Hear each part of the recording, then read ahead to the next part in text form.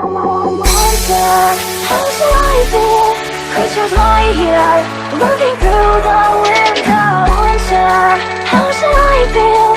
Creatures lie here, looking through the window. How's the life here? Sou eu. Fala galera, hoje eu vou estar ensinando pra vocês no canal aqui Godef. Hoje eu vou ensinar a vocês como fazer uma fogueira e um elevador foda. Gente, e aí galera? E mano, quem é esses filhos da puta aqui? Filho da rapariga. Primeiro passo, galera, pra você fazer uma fogueira. Espera.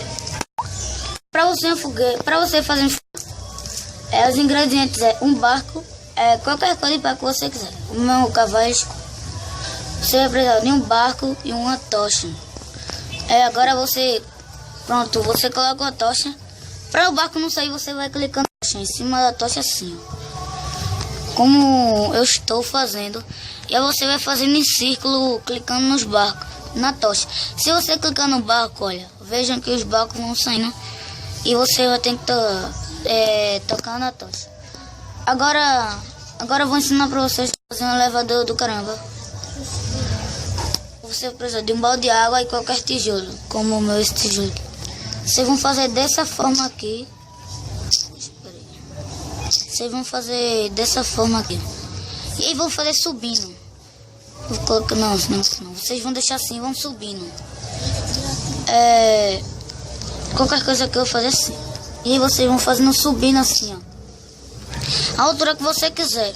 Como eu vou fazer assim, só para demonstrar para vocês. Agora você vai colocar o balde d'água assim. Espera descer. Espera uns minutos, uns segundos aqui.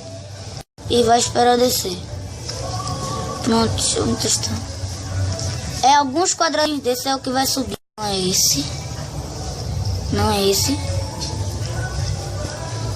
É esse aqui, ó. Viram, galera, como é um elevador, galera. Vejam que eu não tô voando nem nada.